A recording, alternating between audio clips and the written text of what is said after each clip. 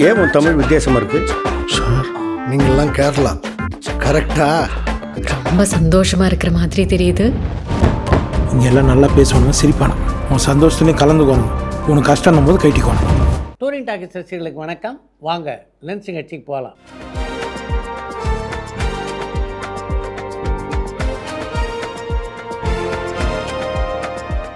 என்னம்மா முதல் கேள்வி? சிம்பு அண்ட் தேசிங்க பெரியசாமியினுடைய ப்ராஜெக்ட் டிலே ஆகிறதா சொல்றாங்களே, அப்பனா அதுக்குள்ள சிம்பு ஒரு படத்துல நடிச்சிடலாம் இல்லையா? அவர் என்ன பிளான்ல இருக்காரு, அவரை பத்தின அப்டேட் இருந்தா ஷேர் பண்ண முடியுமான்னு பாலக்கோட்ல இருந்து ஜான் கேட்டிருக்காங்க. தேசிங்க பெரியசாமியுடைய இயக்கத்தில் நடிப்பதற்கு முன்னாடி 2 திரைப்படங்களை நடித்து முடிக்க தான் இப்போ திட்டமிட்டு கொண்டிருக்கிறார் சிம்பு. அதில் ஒரு படத்தை ஏஜிஎஸ் நிறுவனம் தயாரிக்கிறது. டிராகன் படத்தை இயக்கிய அஸ்வத் மாரிமுத்து தான் அந்த படத்தை இயக்குகிறார். இன்னொரு படத்தை பார்க்கிங் படத்தை இயக்கிய ராம்குமார் பாலகிருஷ்ணன் இயக்க இருக்கிறார். டான் பிக்சர்ஸ் நிறுவனத்தின் சார்பில் ஆகாஷ் பாஸ்கரன் தயாரிக்கின்ற அந்த படத்தில் சிம்புவோடு நீண்ட நாட்களுக்கு பிறகு சந்தானம் இணைய இருக்கிறார். நடிகர் ஜனகராஜ் சார் ஒரு சிறந்த காமெடியன் அண்ட் மிக சிறந்த குணச்சித்திர நடிகர்.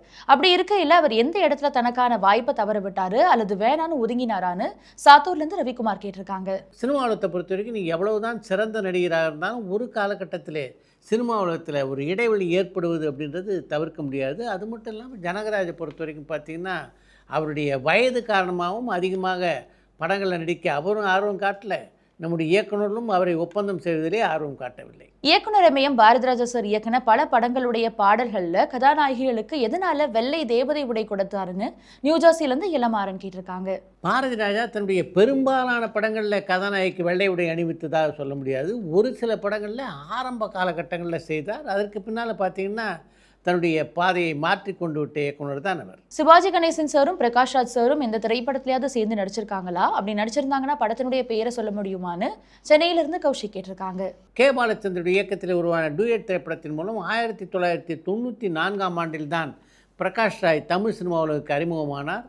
சிவாஜியை பொறுத்த வரைக்கும் 94 பின்னால் நடித்த படங்கள்னு பார்த்தீங்கன்னா மொத்தமே 7 தான். அதனால தான் பிரகாஷ் ராஜுக்கு அவரோடு இணைந்து நடிக்கக்கூடிய வாய்ப்பு அமையலை.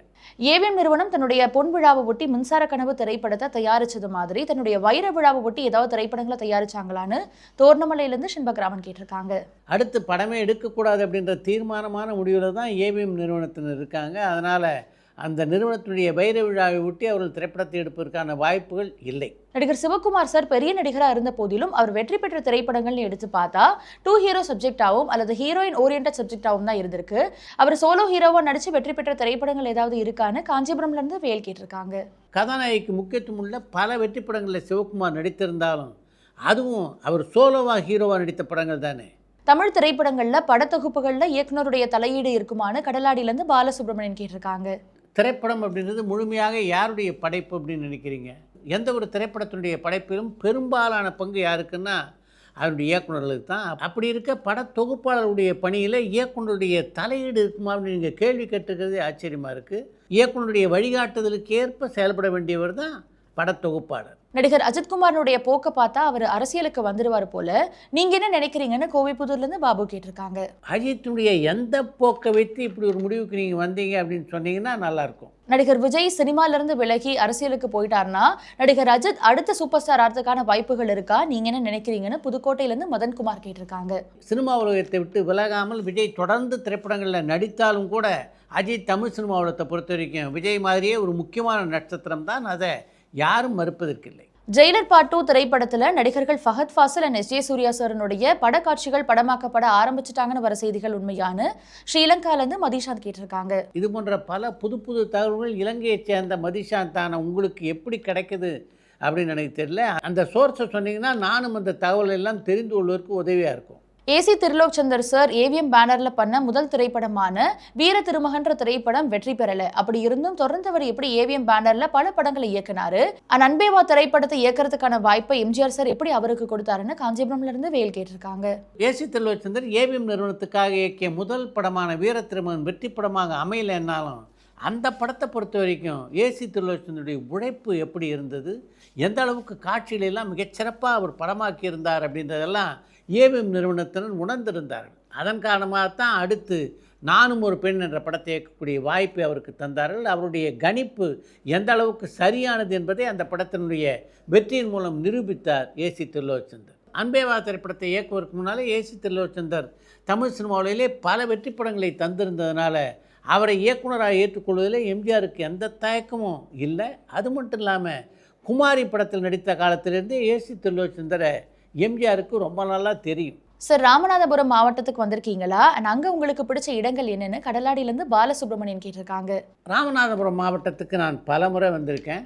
ராமநாதபுரம் மாவட்டத்திலே அமைந்துள்ள பாம்பன் பாலம், ராமேஸ்வரன் கோயில், உத்தரகோசமங்கை கோவில், அப்துல் கலாமுடைய நினைவிடம் போன்ற பல இடங்கள் எனக்கு மிகவும் பிடித்தமான இடங்கள். நடிகர் திலகம் சிவாஜி கணேசன் சார் மூச்சு விடாம வசனங்கள் பேசியிருக்காரான்னு சென்னையிலிருந்து சந்தனகுமார் கேட்டிருக்காங்க. சிவாஜி மூச்சு விடாமல் வசனங்களை பேசி நான் பார்க்கல.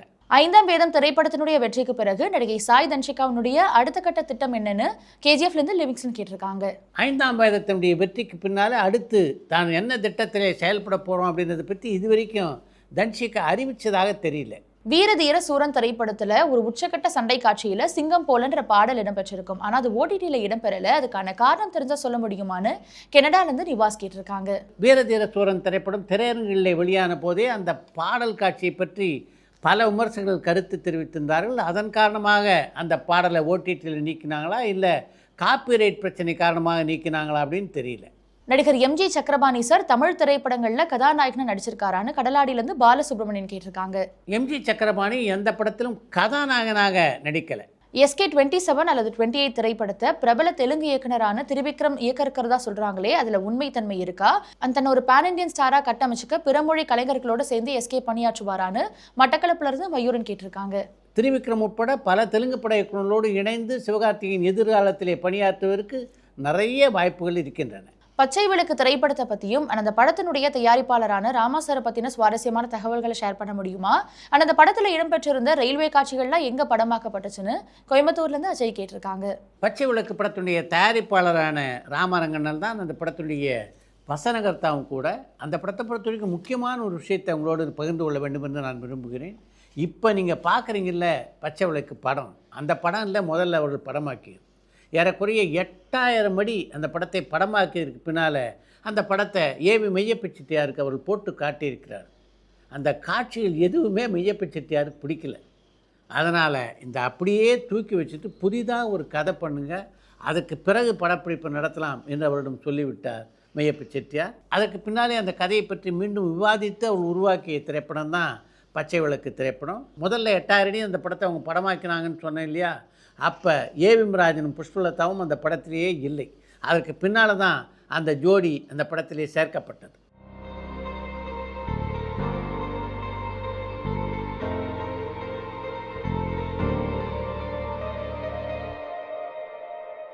சார், பழைய படங்கள்ல MGR sir, Sivaji sir, Rajini sir மாதிரியான நடிகர்கள் தங்களுடைய கதாபாத்திரங்கள்ல தங்களை விட ஏழையான அல்லது பிற்படுத்த வகுப்பை சார்ந்த பெண்ணை காதலிக்கிறதோ அல்லது திருமணம் பண்ற மாதிரியான காட்சிகள் அமைஞ்சிருக்கும். ஆனா அதுக்கப்புறம் அந்த மாதிரியான ஒரு விஷயம் நடக்கவே இல்லையே, இதுக்கான காரணம் என்னன்னு பாண்டிச்சேரியிலேருந்து பெருந்தமிழன் கேட்டிருக்காங்க. அது போன்ற காட்சி அமைப்பு உள்ள படங்கள் வந்தால் தானே அது போன்ற கதாபாத்திரங்களை உங்களால் திரையில் பார்க்க முடியும். இப்போ பெரும்பாலும் பார்த்திங்கன்னா கதாநாயகர்கள் ஏற்கனவே கதாநாயகனுடைய காதலியாக இருக்காங்க, அவங்களுக்கு எந்த உறவினரும் இருப்பதாகவும் திரைப்படங்களில் காட்டப்படுறதில்லை, அவங்க எந்த குடும்பத்தை சேர்ந்தவர்கள் அப்படின்றதும் திரைப்படங்களில் காட்டப்படுறதில்லை. இதெல்லாம் நீங்கள் பார்த்துட்டு தானே இருக்கீங்க. அடுத்து இன்று ஒரு தகவல். 50களின் இறுதியில் ஒரிசாவில் மிகப்பெரிய வெள்ளம் ஏற்பட்டது. அந்த வெள்ளத்தால் பாதிக்கப்பட்ட மக்களுக்கு உதவுவதற்காக சென்னையிலே உள்ள மருத்துவக் கல்லூரி மாணவர்கள் ஒரு திரைப்படத்தை திரையிட்டு அதன் மூலம் வருகின்ற வசூலை ஒரிசாவுக்கு கொடுக்கலாம் என்று முடிவு செய்தார்கள். திரைப்படத்தை திரையிட்டால் மட்டும் போதுமா? அதுக்கு யாராவது முக்கியமான பிரமுகர்கள் இருந்தால் தானே வசூல் அதிகரிக்கும். அதனால் அந்த விழாவுக்கு எம்ஜிஆரை அழைக்கலாம் என்று முடிவெடுத்த அவர்கள் எம்ஜிஆரை அந்த சிறப்பு காட்சிக்கு வரவேற்பதற்காக அப்போது பத்திரிகை ஆசிரியராக இருந்த சாரதியை அணுகினார்கள். சாரதி அப்போ பேசுமுடம் என்ற பத்திரிகையிலே உதவி ஆசிரியராக இருந்தார். அவர்கள் அப்படி கேட்டுக்கொண்டதை தொடர்ந்து எம்ஜிஆரை சந்தித்த சாரதி கல்லூரி மாணவர்கள் சில பேர் ஒன்று சேர்ந்து கிஷோர் குமாரும் வைஜெயந்தி மாலாவும் ஜோடியாக நடித்த நியூ டெல்லி அப்படின்ற படத்தை திரையிடுறாங்க. அந்த சிறப்பு காட்சிக்கு நீங்கள் வந்தீங்கன்னா நல்ல வசூல் இருக்கும், அந்த வசூலை நிதியாக ஒரிசாவுக்கு அனுப்பலான்னு முடிவெடுத்திருக்காங்க அப்படின்னு சொன்னோடனே நல்ல காரியம் தானே, நான் நிச்சயம் வருகிறேன் என்று ஒப்புக்கொண்டார் எம்ஜிஆர். அந்த படத்தினுடைய திரையீட்டுக்கான நாள் நெருங்கி கொண்டிருந்த போது தான் தமிழர்களை இழிவுபடுத்துகின்ற விதத்திலே அந்த படத்திலே ஒரு காட்சி இடம்பெற்றிருப்பது மிகப்பெரிய சர்ச்சையானது. அப்படிப்பட்ட சூழ்நிலையில் சாரதி மீண்டும் எம்ஜிஆரை சந்தித்தார். இப்படிப்பட்ட காட்சிகள் இடம்பெற்றிருக்கிற படத்துக்கு என்னை நீங்கள் அழைக்கலாமா என்று சாரதியிடம் வருத்தப்பட்டாலும் அந்த மாணவர்களை பொறுத்த வரைக்கும் அவங்க நிரபராதிங்க, அவங்களுக்கு இப்படி ஒரு காட்சி அந்த படத்தில் இருக்கிறதே கூட தெரியாமல் இருக்கலாம். அதனால் நான் ஒப்புக்கொண்டபடி அந்த விழாவுக்கு வரேன். ஆனால் ஒரு நிபந்தனை, அந்த விழாவிலே என்னுடைய கருத்தை நான் நிச்சயமாக பதிவு செய்வேன் என்றார் எம்ஜிஆர். உங்கள் கருத்து சொல்கிறதுக்கு உங்களுக்கு எல்லா உரிமையும் இருக்குது, நீங்கள் விழாவுக்கு வந்தால் போதும் என்று அவரை கும்பிட்டு விட்டு வந்து விட்டார் சாரதி. விழா நாளன்று சொன்ன நேரத்துக்கு வந்த எம்ஜிஆர் அந்த விழா மேடையிலே பேசும்போது திரைப்படங்கள் அப்படின்றது ஒற்றுமையை வளர்ப்பதாக இருக்கணும், வேற்றுமையை வளர்ப்பதாக இருக்கக்கூடாது. அதே மாதிரி மற்றவர்களுடைய மனதை புண்படுத்துகின்ற காட்சிகள் படத்தில் இல்லாமல் பார்த்து கொள்ள வேண்டியது படைப்பாளுடைய கடமை என்று பேசிவிட்டு அந்த திரையரங்கை விட்டு கிளம்பினார். எம்ஜிஆர் சிறப்பு காட்சிக்கு வந்ததுனால அன்றைக்கு வசூல் மிகச்சிறப்பாக அமைந்திருந்தது. அந்த தேட்டரை விட்டு கிளம்பும்போது அந்த விழா நிர்வாகிக்கிட்ட நாளைக்கு என்னை வீட்டில் வந்து சந்திங்க என்று சொல்லிவிட்டு சென்றார் எம்ஜிஆர். அடுத்த நாள் பேசும் குடும்பத்தினுடைய உதவி ஆசிரியரான சாரதியும் அழைத்து கொண்டு அந்த விழா நிர்வாகிகள் எம்ஜிஆரை சந்திக்க சென்றார்கள். உங்களுடைய முயற்சியை பொறுத்த வரைக்கும் நல்ல முயற்சி, ஆனால் படத்தை தான் தப்பாக தேர்ந்தெடுத்துட்டீங்க, ஆனால் அதுக்கும் உங்களை குறை சொல்ல முடியாது என்று அவரிடம் சொன்ன எம்ஜிஆர், உங்களுடைய நல்ல பணிக்கு என்னுடைய ஒரு சிறு தொகையை நான் காணிக்கையாக கொடுக்க விரும்புகிறேன் என்று சொல்லி மிகப்பெரிய தொகையை அவர்களுக்கு கொடுத்தார். அந்த தொகையை வாங்கி கொண்டு கல்லூரி மாணவர்கள் சென்றதுக்கு பின்னால் எம்ஜிஆரை பார்த்து சாரதி ஒரு கேள்வி கேட்டார். இந்த தொகையை அந்த மேடையிலேயே நீங்கள் கொடுத்துட்டலாம்ல, எல்லா பத்திரிகைகளிலும் மிகப்பெரிய அளவிலேயே செய்தியாக வெளியிட்டிருப்பார்களே என்று. இந்த தொகையை அந்த விழா மேடையிலே நான் கொடுக்காததுக்கு முக்கிய காரணமே அதுதான். அந்த விழா மேடையில் நான் அதை கொடுத்துருந்தா எல்லா பத்திரிகையிலும் இதுதான் செய்தியாக வந்திருக்குமே தவிர அந்த படத்தை பற்றி நான் பதிவு செய்தேனே அந்த கண்டனம் செய்தியாக வந்திருக்காது. அந்த செய்தி வர்றதா ரொம்ப முக்கியம்னு நினச்சேன். அதனால தான் நேற்று விழா நடந்த போது இந்த தொகையை கொடுக்கவில்லை என்று சாரதியிடம் சொன்னார் எம்ஜிஆர். எந்த ஒரு செய்கையும் செய்வதற்கு முன்னால் எம்ஜிஆர் எந்த அளவு சிந்தித்து செயல்பட்டார் என்பதற்கு இந்த நிகழ்ச்சி ஒரு உதாரணம். முதல்லயே ஜெனிலியா தான் அந்த படத்தினுடைய. ஆமாம் சார். முதல்ல என்னென்ன எனக்கு வாய்ஸில் பார்க்கும்போது எனக்கு பிடிச்சிருந்துச்சு. ஜெனிலியா வந்தவொன்னு சொன்ன விஷயம் என்னென்னா, ஐ டோன்ட் வாண்ட் ப்ராம்ப்டிங். ஷூட்டிங்கில் ஏதாவது ஒரு ஈவினிங் டைமு ஷூட் முடிச்சதுக்கப்புறம் நானும் விஜய் எங்கே வெளியே போய்ட்டு பார்த்தோம், படிக்கிறதுல உட்காந்து விஜயை கேட்பார். எந்த காலகட்டத்தில் வடிவேல் உள்ளே வந்தார். ஸோ ஃபஸ்ட்டு கதை சொல்லும் போதே இதை தான் வந்து இவர் தான் இந்த மாதிரி ஒரு ரோல் ஒருத்தர் தான் அப்படின்றது ஃபிக்ஸ் ஆகிட்டு சார். அப்புறம் விஜய் சாரும் கேட்டார், வடிவேல் சார் பண்ணுறாருல. ஏன்னா இன்றைக்கு திரும்ப வெளியான போது இந்த படத்தை எல்லாரும் கொண்டாடுறாங்க. ஆமாம், படம் வெளியான போது இந்த அளவு மிகப்பெரிய வரவேற்பை பெற்றிருக்க வேண்டிய ஒரு சச்சின். மேபி நீங்கள் சொன்ன மாதிரி சார் ஒரு விஷயம் சார், இப்போ ஒன்றும் இல்லை சார், இப்போ இந்த வாட்டி ரிலீஸ் பண்ணப்போ வந்து பார்த்தீங்கன்னா பரபரப்பான சினிமா செய்திகள், நட்சத்திரங்களின் பேட்டிகள், சினிமா வரலாறு ஆகியவற்றை பார்க்கவும் படிக்கவும் உங்களுக்கான இணையதளம் tourantalkies.co.